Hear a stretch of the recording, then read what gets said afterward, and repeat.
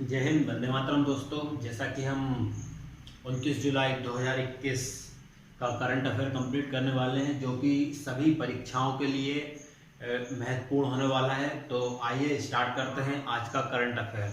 29 जुलाई 2021 है ना, आज की डेट क्या है? 29 जुलाई 2021 का करंट अफेयर कंप्लीट करने वाले हैं हम। हमारा पहला क्वेश्चन है कि किस विशेष आर्थिक क्षेत्र को भारत का पहला हरित औद्योगिक क्षेत्र घोषित किया है ना? किस विशेष आर्थिक क्षेत्र को भारत का पहला हरित औद्योगिक क्षेत्र घोषित किया गया? तो हम इसकी बात करें तो किसको विशेष आर्थिक क्षेत्र घोषित किया गया है? तो कांडला को। किसको? कांडला को विशेष आर्थिक क्षेत्र घोषित किया गया है। किसको किया गया है? कांडला को, है ना, कांडला को किया गया है। किसको? कांडला को विशेष आर्थिक क्षेत्र घोषित किया गया है। अब हम कांडला की यदि बात करें तो कांडला कहाँ पर है? तो कांडला जो है गुजरात में है। कहाँ पे? कांडला गुजरात में है। ये भारत का पहला हरित औद्योगिक शहर है ना। भारत का पहला क्या है? हरित औद्योगिक क्षेत्र है। तो कांडला जो है कहाँ पर है? गुजरात में है ना। गुजरात, कांडला गुजरात में है।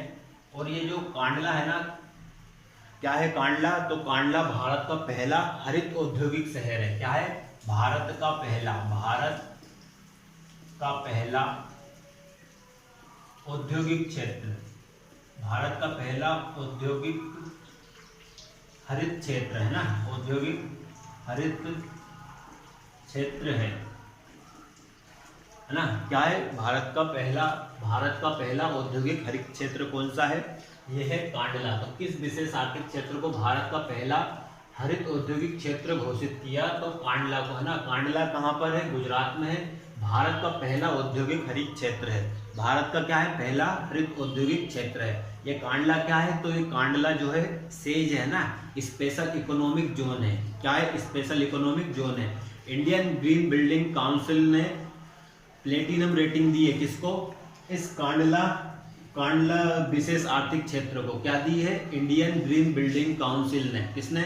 इंडियन ग्रीन बिल्डिंग काउंसिल ने इसे प्लेटिनम रेटिंग दी है ना। इस जो कांडला जो है ना विशेष आर्थिक क्षेत्र, इसको प्लेटिनम रेटिंग दी है। किसने? इंडियन ग्रीन बिल्डिंग काउंसिल ने दी है। फर्स्ट शहर जो है कांडला है ना। कांडला बंदरगाह है। यहाँ पर कांडला में एक बंदरगाह भी है जिसका नाम बदलकर क्या रख दिया गया है? तो कांडला जो बंदरगाह है ना, तो कांडला में एक बंदरगाह है जिसका नाम बदलकर दीनदयाल उपाध्याय बंदरगाह कर दिया गया। अच्छा, इस जो कांडला विशेष आर्थिक क्षेत्र है, इसका उद्देश्य क्या है? तो इसका सिर्फ मात्र एक उद्देश्य क्या है? निर्यात को बढ़ावा देना। ठीक है। तो हमारा पहला क्वेश्चन क्या था? किस विशेष आर्थिक क्षेत्र को भारत का पहला हरित औद्योगिक क्षेत्र घोषित किया है? तो कांडला को घोषित किया है। कांडला कहाँ पर है? गुजरात में है। तो ये कौन सा? भारत का पहला औद्योगिक हरित क्षेत्र है।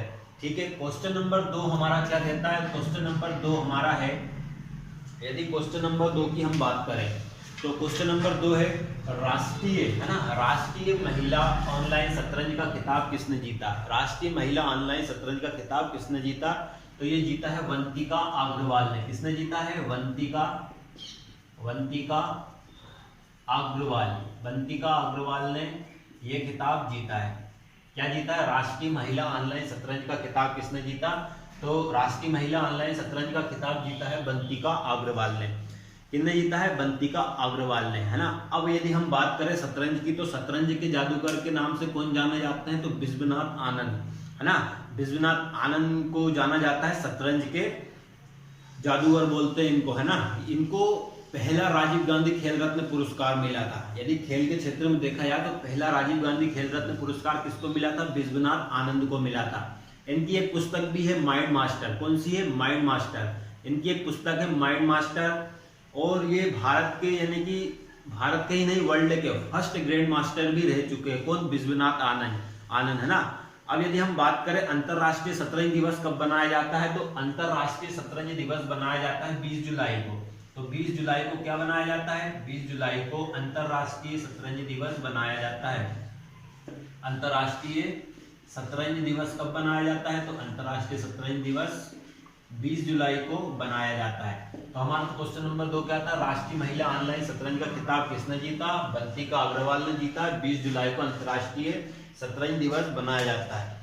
ठीक है, क्वेश्चन नंबर 3 हमारा क्या रहने वाला है। यदि क्वेश्चन नंबर 3 की हम बात करें तो 28 जुलाई 2021 को दिल्ली पुलिस के आयुक्त के रूप में किसने पदभार ग्रहण किया है ना। 28 जुलाई 2021 को दिल्ली पुलिस के आयुक्त के रूप में किसने पदभार ग्रहण किया है। तो 28 जुलाई 2021 को दिल्ली पुलिस के है ना, दिल्ली पुलिस के यहाँ पे लिखा है दिल्ली पुलिस के आयुक्त के रूप में पदभार ग्रहण किया है किसने, राकेश अस्थाना ने। किसने पदभार ग्रहण किया है दिल्ली पुलिस के आयुक्त के रूप में, तो ये है राकेश अस्थाना है ना, राकेश अस्थाना। यदि राकेश अस्थाना की हम बात करें तो ये कुछ दिन पहले तक, अभी कल तक तो बीएसएफ बॉर्डर सिक्योरिटी फोर्स के महानिदेशक थे, लेकिन 28 जुलाई 2021 को दिल्ली पुलिस के आयुक्त के रूप में इन्होंने पदभार ग्रहण किया है। किन्होंने किया है, राकेश अस्थाना ने। अब ये राकेश अस्थाना जी ये कितने वर्ष तक इस पद पर रहने वाले हैं, तो 1 वर्ष तक। कितने वर्ष तक रहेंगे, 1 वर्ष तक इस पद पर रहने वाले हैं, पद पर रहेंगे। कितने वर्ष तक रहेंगे, 1 वर्ष तक। यदि राकेश अस्थाना की हम बात करें तो इससे पहले क्या थे, ये बीएसएफ के महानिदेशक थे है ना, बीएसएफ बॉर्डर सिक्योरिटी फोर्स के क्या थे, ये राकेश अस्थाना जी पहले बीएसएफ बॉर्डर सिक्योरिटी फोर्स के महानिदेशक थे। लेकिन है ना, जो बीएसएफ है ना, बीएसएफ ऑपरेशन चलाता है गर्म हवा है ना, ऑपरेशन गर्म हवा, ऑपरेशन सर्द हवा कौन चलाता है, ये बीएसएफ ही चलाता है। तो यदि हम राकेश अस्थाना की बात करें तो 31 जुलाई 2021 को सेवानिवृत्त होने वाले थे। कौन, ये जो राकेश अस्थाना जी है ना, जिन्हें दिल्ली पुलिस के आयुक्त के रूप में पदभार ग्रहण कराया गया है, ये 31 जुलाई 2021 को सेवानिवृत्त होने वाले थे। लेकिन इनको क्या किया गया, 1 वर्ष के लिए दिल्ली पुलिस का आयुक्त घोषित किया गया है ना, किनको, राकेश अस्थाना को। इससे पहले अगर हम बात करें महानिदेशक के रूप में किसको बताया, राकेश अस्थाना को है ना।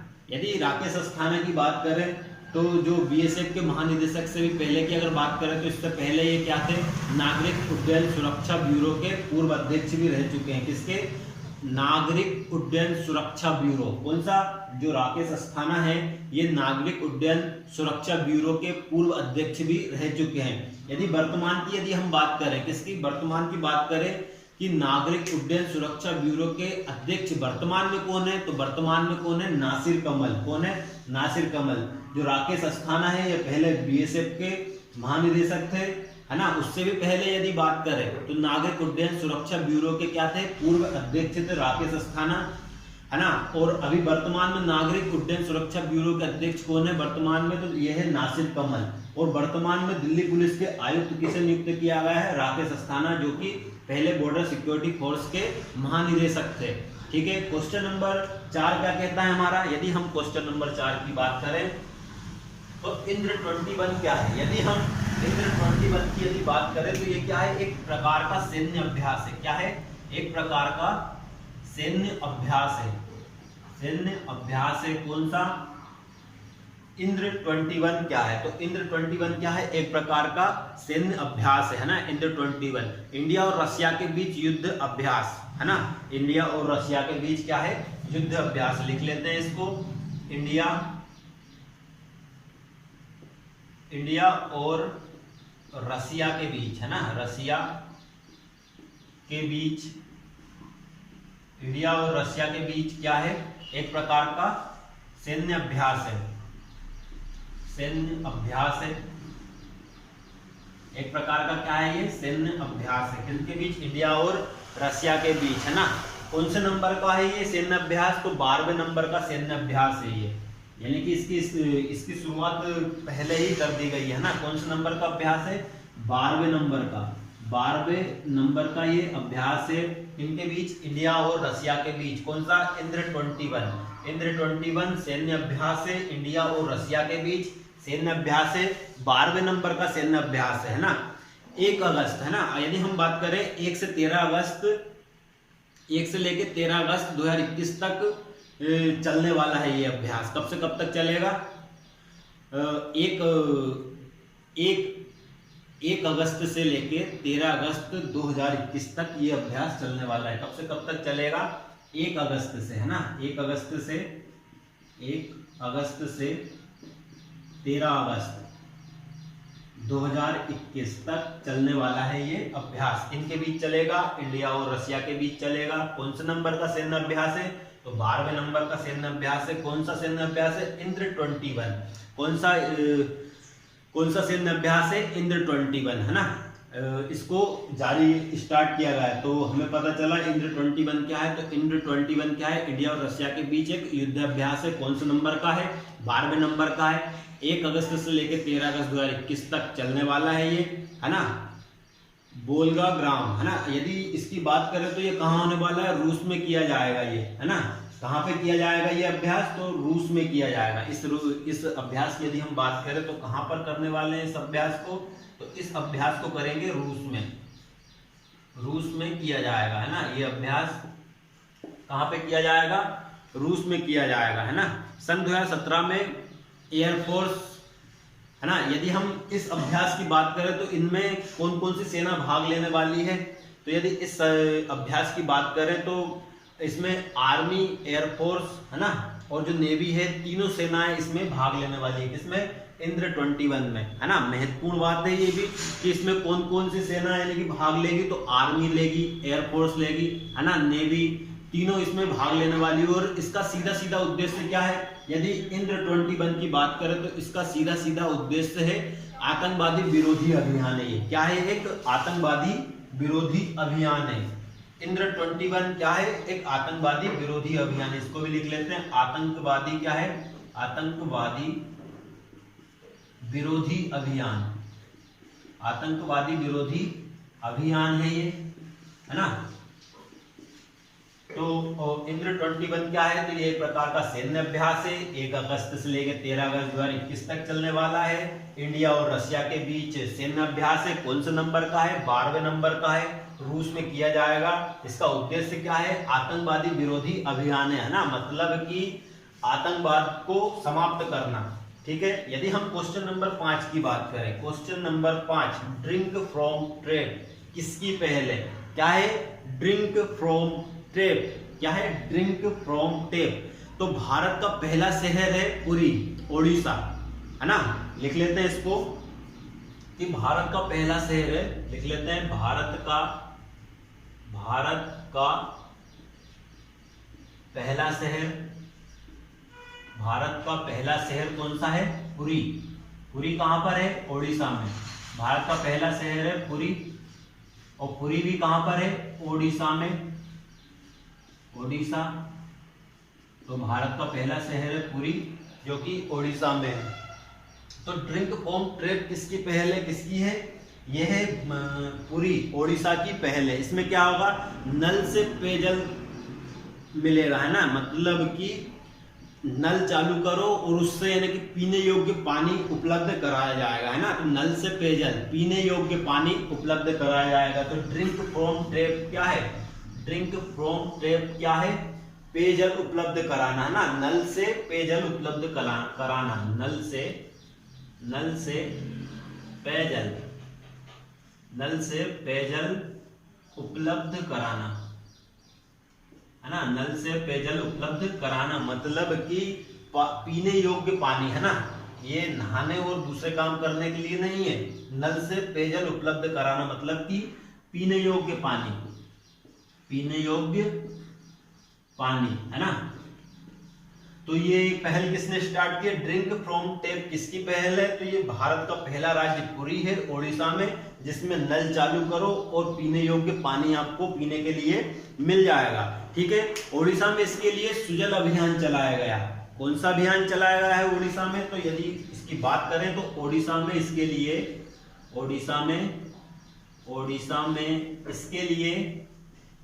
कौन सा अभियान चलाया गया है? सुजल अभियान। ओडिशा में इसके लिए सुजल अभियान, ओडिशा में इसके लिए सुजल अभियान चलाया गया है। कौन सा अभियान चलाया गया है?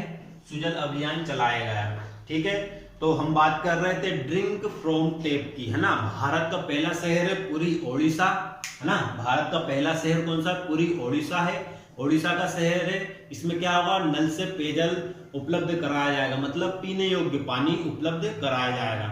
कहां पर, ओडिशा। ओडिशा में इसके लिए सुजल अभियान चलाया गया है ना। हर घर जल वाला पहला राज्य कौन सा, यदि हम हर घर जल का जो पहला राज्य है उसकी बात करें, मतलब कि हर घर जल ये योजना किसकी है, तो फर्स्ट राज्य है गोवा, है ना। हर घर जल उपलब्ध कराने वाला पहला राज्य कौन सा है, गोवा है।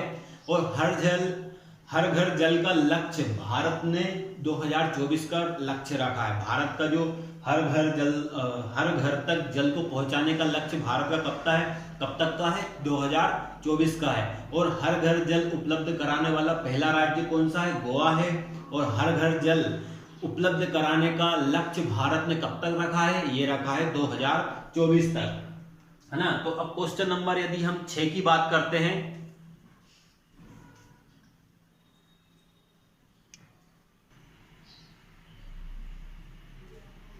तो दोस्तों क्वेश्चन नंबर 6 हमारा होने वाला है। क्वेश्चन नंबर 6 क्या है कि प्रत्येक वर्ष विश्व हेपेटाइटिस दिवस कब मनाया जाता है, कौन सा दिवस, विश्व हेपेटाइटिस दिवस। तो प्रत्येक वर्ष, है ना, प्रत्येक वर्ष विश्व हेपेटाइटिस दिवस कब मनाया जाता है, तो 28 जुलाई को विश्व हेपेटाइटिस दिवस मनाया जाता है। कब मनाया जाता है, 28 जुलाई को, है ना। 28 जुलाई को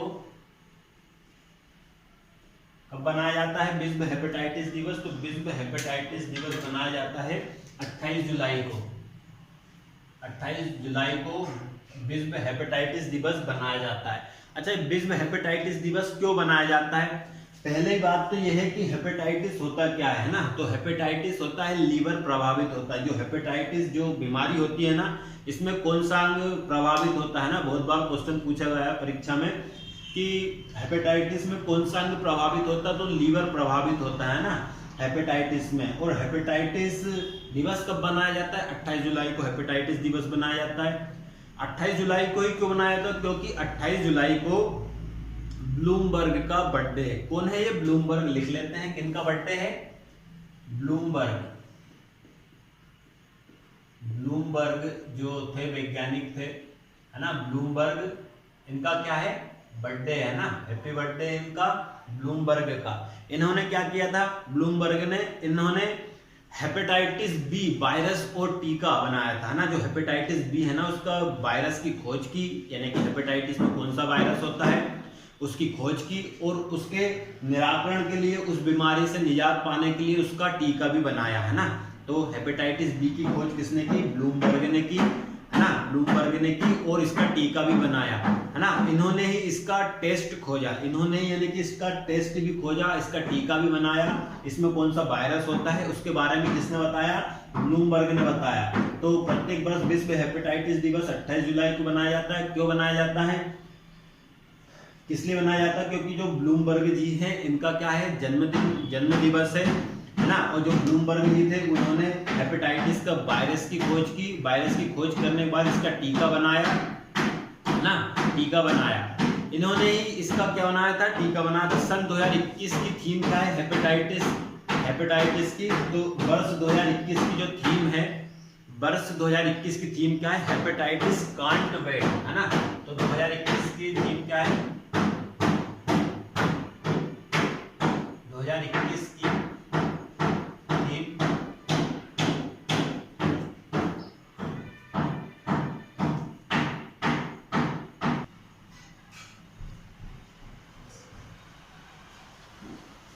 तो वर्ष 2021 की थीम क्या है, हेपेटाइटिस कांट वेट, है ना। ये थीम पूछ सकता है, वर्ष 2021 की थीम क्या है, हेपेटाइटिस कांट वेट। क्या है, हेपेटाइटिस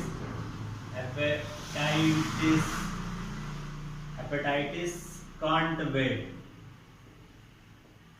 वेट, ये क्या है, वर्ष 2021 की जो हेपेटाइटिस है, हेपेटाइटिस दिवस बनाया जाता है, उसकी थीम है 2021 की। तो प्रत्येक वर्ष विश्व हेपेटाइटिस दिवस कब मनाया जाता है, 28 जुलाई को मनाया जाता है। किस लिए मनाया जाता है, क्योंकि ब्लूमबर्ग जी का हैप्पी बर्थडे है, जन्मदिन है ना। और वर्ष 2021 की थीम क्या है, hepatitis can't wait. Question number 7 की बात करते हैं हम। तो क्वेश्चन नंबर 7 की बात कर रहे हैं, 27 जुलाई 2021 को किस राज्य ने देवारण्य योजना स्टार्ट की, है ना। तो देवारण्य योजना स्टार्ट किसने की, मध्य प्रदेश सरकार ने। किसने स्टार्ट की, मध्य प्रदेश सरकार ने इस योजना को स्टार्ट किया? कब किया है? 26 जुलाई 2021 को स्टार्ट किया है। किस राज्य ने किया है? मध्य प्रदेश सरकार ने। कौन सी योजना है? देवारण्य योजना। देवारण्य योजना स्टार्ट की है ना। मध्य प्रदेश के सीएम की यदि हम बात करें तो शिवराज सिंह चौहान है। कौन है? शिवराज सिंह चौहान मध्य प्रदेश के सीएम है ना। कौन है ये? सीएम है ना। कहाँ के? मध्य प्रदेश के। तो यदि हम इस योजना की यदि हम बात करें तो 26 जुलाई 2021 को मध्य प्रदेश ने देवारण्य योजना स्टार्ट की। कौन सी योजना स्टार्ट की? देवारण्य योजना स्टार्ट की। मध्य प्रदेश के सीएम कौन है? शिवराज सिंह चौहान है ना। ये क्या करेगा ये योजना? तो ये योजना जो है आयुष को बढ़ावा देगी, है ना। आयुष क्या होता है? आयुष, आयुष कोई नाम नहीं है, क्या है? आयुष को बढ़ावा देगा। यदि हम आयुष की बात करें तो आयुष क्या है? आयुर्वेद, योगा, यूनानी, सिद्ध, होम्योपैथी, है ना। इन सब का मिक्सचर कौन है? आयुष। तो आयुष को बढ़ावा देगी ये योजना। किसको बढ़ावा देगी? आयुष को बढ़ावा देगी। आयुष को बढ़ावा। अब मैंने अभी बताया है आपको कि आयुष क्या होता है। तो आयुष में क्या क्या आ जाता है? तो आयुष में आ जाता है आयुर्वेद आ जाता है, योग आता है, यूनानी आ जाता है ना, सिद्ध, होम्योपैथी, ये सभी किस में आता है? आयुष में आता है। तो ये क्या है? आयुष को बढ़ावा देने वाली योजना है। मतलब कि इसका महत्वपूर्ण और उद्देश्य देखा जाए तो जो औषधीय पौधे हैं उनकी खेती को बढ़ावा देना इसका महत्वपूर्ण उद्देश्य है। एक मुख्य उद्देश्य देखा जाए तो जो औषधीय पौधे हैं ना, औषधीय पौधों की खेती को बढ़ावा देना किसका महत्वपूर्ण उद्देश्य है? देवारण्य योजना का। मतलब आयुष को बढ़ावा देना, है ना। अच्छा, क्या इसका उद्देश्य क्या है? तो जो औषधीय पौधे हैं उनकी खेती को बढ़ावा देना। मतलब कि जो औषधीय पौधे कौन लगाएंगे? तो जो आदिवासी हैं, आदिवासी लोगों को रोजगार मिलेगा इससे। किससे? जो औषधीय पौधे की खेती करेंगे, है ना। तो महत्वपूर्ण उद्देश्य क्या है? जो औषधीय पौधे की खेती को बढ़ावा देना। आदिवासियों को क्या मिलेगा? रोजगार मिलेगा। घर घर औषधि योजना किसने स्टार्ट की थी? अभी कुछ दिन पहले, यानी कि हर घर को यानी कि 3-4 प्रकार की औषधि के पौधे उपलब्ध कराए जाएंगे। तो ये घर घर औषधि योजना जो है राजस्थान सरकार द्वारा स्टार्ट की गई थी। क्वेश्चन नंबर 8 की यदि हम बात करें, क्वेश्चन नंबर 8 क्या है? महत्वपूर्ण क्वेश्चन है, ध्यान से देखना है ना। 27 जुलाई 2021 को जारी वर्ल्ड इकोनॉमिक आउटलुक रिपोर्ट में वर्ष 2021 के भारत विकास अनुमान को 12.5% से, किससे? 12.5% से घटाकर कितना किया गया? तो 27 जुलाई 2021 को जारी वर्ल्ड इकोनॉमिक आउटलुक रिपोर्ट में वर्ष 2021 के भारत विकास अनुमान को 12.5% से घटाकर कितना किया गया? तो हम इसके बारे में बात करते हैं। तो 27 जुलाई 2021 को क्या हुआ? जारी वर्ल्ड इकोनॉमिक आउटलुक जारी हुआ, जिसमें वर्ष 2021 के भारत विकास अनुमान को कितना रखा गया था? 12.5% से घटाकर कितना कर दिया गया है? तो 12.5% से घटा दिया गया है। अब यदि हम पहले इसकी बात करते हैं कि वर्ल्ड इकोनॉमिक आउटलुक क्या है? वर्ल्ड इकोनॉमिक आउटलुक, है ना। तो वर्ल्ड इकोनॉमिक आउटलुक कौन जारी करता है? IMF, इंटरनेशनल मॉनेटरी फंड इसको जारी करता है ना। तो वर्ल्ड इकोनॉमिक रिपोर्ट कौन जारी करता है? IMF जारी करता है इस रिपोर्ट को। कौन करता है? IMF, इंटरनेशनल मॉनेटरी फंड भी बोलते हैं, अंतरराष्ट्रीय मुद्रा कोष इसको जारी करता है। तो 2020 में भारत की वृद्धि दर कितनी थी? यदि मैं देखूं 2020 में भारत की वृद्धि दर कितनी थी? -8%, है ना। जो इकोनॉमिक और वर्ल्ड इकोनॉमिक आउटलुक रिपोर्ट कौन जारी करती है? IMF क्या बोलते हैं IMF को? तो IMF अंतरराष्ट्रीय मुद्रा कोष क्या है? अंतरराष्ट्रीय मुद्रा कोष क्या करती है? अंतरराष्ट्रीय मुद्रा कोष जो है एक वर्ल्ड इकोनॉमिक आउटलुक रिपोर्ट जारी करती है ना। अब यदि हम बात करें तो 2020 में भारत की वृद्धि दर क्या थी? तो 2020 में, कब? 2020 में भारत की वृद्धि दर, तो भारत की वृद्धि दर कितनी थी, है ना। तो 2020 में कोविड-19 आया हुआ था, तो 2020 में भारत की वृद्धि दर भी कितनी थी? -8%। कितनी थी? -8%। कब थी? वर्ष 2020 में भारत की वृद्धि दर थी -8%। 2021 में ये कितनी कर दी गई? 9.5% रह गई, है ना। कितनी? 2021 में कितनी रही है ये? तो 2021 में कितनी कर दी गई? 9.5%। कितनी कर दी गई? 9.5%। कब कर दी गई है ये? 2021 में। तो 2021 में 9.5% रह सकती है ना, इतनी रहने का अनुमान लगाया है। किसने लगाया है? वर्ल्ड इकोनॉमिक आउटलुक रिपोर्ट ने। कितनी? 9.5% रह सकती है ना। क्या है ये? भारत की ग्रोथ रेट है, विकास दर है ना। तो ये क्या है? 2021 में कितनी रह सकती है? 9.5% रह सकती है। 2022 में अगर इसका ही अनुमान लगाएं ग्रोथ रेट का, तो ये कितनी रह सकती है? 8.5% है ना। तो 2022 में ये कितनी रह सकती है? 2022 में कितनी रहने का अनुमान लगाया है? वर्ल्ड इकोनॉमिक आउटलुक रिपोर्ट के अनुसार 2022 में कितनी रह सकती है? 2022 में रह सकती है 8.5%। कितनी? 8.5% रह सकती है ना। इस रिपोर्ट में चेतावनी भी दी गई है। क्या दी गई चेतावनी? तो इस रिपोर्ट की एक दो चेतावनी दी गई है। क्या दी गई है? कि भाई जो भारत में है टीकाकरण पूरी तरह से, यानी कि जल्द से जल्द 100% यानी कि टीकाकरण कराया जाए, मतलब कि टीके की पहुंच कराई जाए हर जगह। और जो नया कोरोना वेरिएंट है उससे बचा जाए। मतलब कि ये क्या है? पहले से ही चेतावनी दे दी गई है कि कोरोना वायरस की तीसरी लहर का अनुमान भी लगाया गया है ना। तो ये है हमारा तो 27 जुलाई 2021 को जारी वर्ल्ड इकोनॉमिक आउटलुक रिपोर्ट में वर्ष 2021 के भारत विकास अनुमान को 12.5% से घटाकर कितना कर दिया गया है?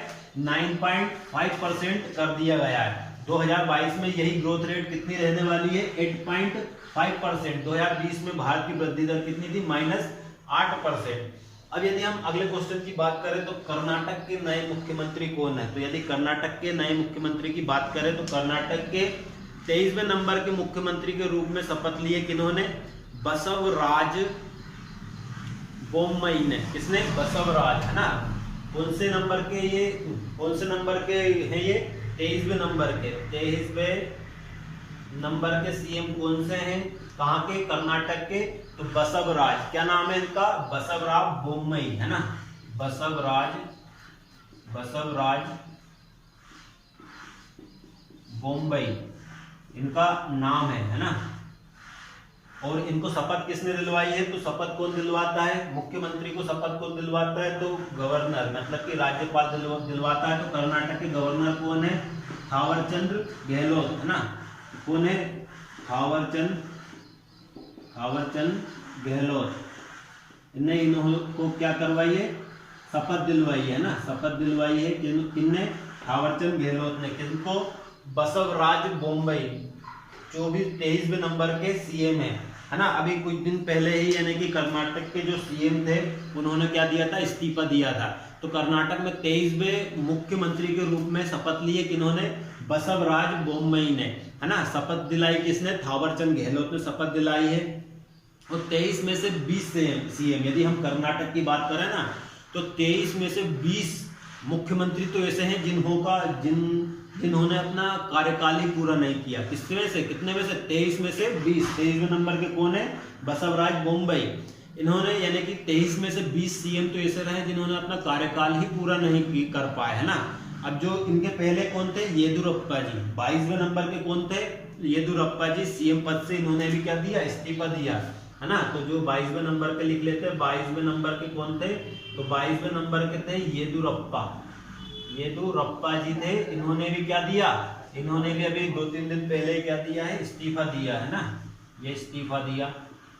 अब यदि क्वेश्चन नंबर 10 की हम बात करें तो 27 जुलाई 2021 को कौन सा देश ओलंपिक में स्वर्ण पदक जीता? 27 जुलाई 2021 को कौन सा देश ओलंपिक में स्वर्ण पदक जीता? तो 27 जुलाई 2021 की यदि हम बात करें तो कौन सा देश ओलंपिक में स्वर्ण पदक जीता है? तो बरमूडा। कौन सा देश जीता है? बरमूडा, है ना। जो बरमूडा है ना, सबसे छोटा देश है ना। बरमूडा क्या है? सबसे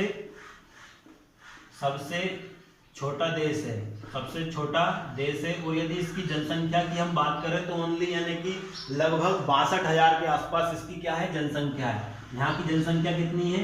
तो जनसंख्या की बात करें तो 62,000, है ना। 62,000 के आसपास क्या है इसकी जनसंख्या? किसकी? बरमूडा की। जिसने क्या किया? 27 जुलाई 2021 को कौन सा देश ओलंपिक में स्वर्ण पदक जीता? तो बरमूडा देश स्वर्ण पदक जीता है। सबसे छोटा देश है। जनसंख्या कितनी है इसकी? लगभग 62,000 के आसपास इसकी जनसंख्या है ना। सबसे छोटा देश है। इसकी राजधानी क्या है बरमूडा की? यदि हम बरमूडा की राजधानी की बात करें तो हैमिल्टन। हैमिल्टन इसकी राजधानी है। इस पर अंतिम अधिकार किसका है? तो इस पर अंतिम अधिकार किसका? यूके, यूनाइटेड किंगडम का अंतिम अधिकार है। उसकी जनसंख्या कितनी है? 62,000 के लगभग इसकी जनसंख्या है। इसने 2 एथलीट भेजे थे ओलंपिक में। कितने एथलीट भेजे थे? 2 एथलीट भेजे थे ओलंपिक में, जिसमें से एक एथलीट ने गोल्ड मेडल लाई है ना। एक एथलीट ने क्या लाया है? गोल्ड मेडल जीता है। यदि गोल्ड मेडल जीतने वाले एथलीट का यदि मैं नाम बताऊं तो क्या है? फ्लोरी डफी है ना। किसने गोल्ड मेडल जीता है? गोल्ड मेडल किसने जीता है? गोल्ड मेडल जीता है फ्लोरी डफी। क्या नाम है इनका?